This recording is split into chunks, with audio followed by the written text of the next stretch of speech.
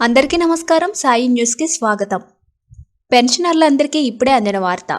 వివరాలైతే వీడియోలో తెలుసుకుందాం. వీడియోను మాత్రం ఎక్కడ స్కిప్ చేయకుండా కంప్లీట్గా చూడండి. అప్పుడే మీకు కంప్లీట్ ఇన్ఫర్మేషన్ అనేది తెలుస్తుంది.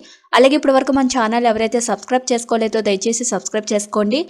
సబ్స్క్రైబ్ చేసుకోవడం వల్ల గవర్నమెంట్ నుంచి వచ్చే ముఖ్యమైన అప్డేట్స్ అన్నీ కూడా ముందుగానే మన ఛానల్ ద్వారా తెలియజేయడం జరుగుతుంది. అదేవిధంగా లైక్ చేయడం మాత్రం మర్చిపోకండి. ఇంకా వివరాల్లోకి అయితే వెళ్ళిపోదాం. ఆంధ్రప్రదేశ్లోని ముఖ్యమంత్రి చంద్రబాబు నాయుడు నేతృత్వంలో ఎన్టీఆర్ భరోసా పెన్షన్ల పంపిణీ కార్యక్రమాన్ని వేగంగా అమలు చేస్తుంది. ఈ రోజు తెల్లవారుజామున నుంచే సచివాలయ సిబ్బంది పెన్షన్ల పంపిణీ ప్రారంభించారు. వారికి ఇచ్చిన ఆదేశాల మేరకు లబ్ధిదారుల ఇంటికి వెళ్లి నేరుగా పెన్షన్లు పంపిణీ చేయడం ప్రారంభించారు.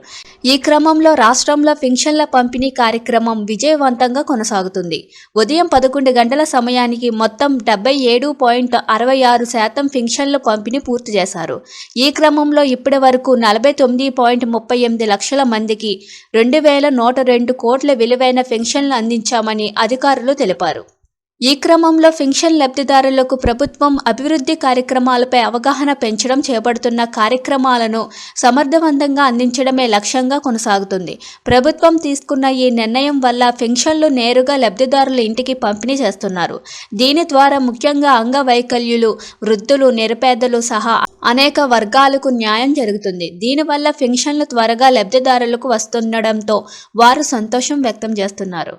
ఇప్పటికే వివిధ జిల్లాలలో సచివాలయ సిబ్బంది పెన్షన్లు పంపిణీ చేయడంలో మొత్తం సమయం కృషిని పెంచారు. ప్రతి సిబ్బంది వేగంగా, సజావుగా ఈ పంపిణీ చేసేందుకు జాగ్రత్తగా పనిచేస్తున్నారు.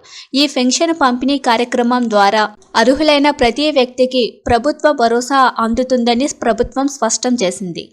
లబ్ధిదారులు ఈ పెన్షన్ను పంపిణీ విధానాన్ని అత్యంత సానుకూలంగా స్వీకరిస్తున్నారు.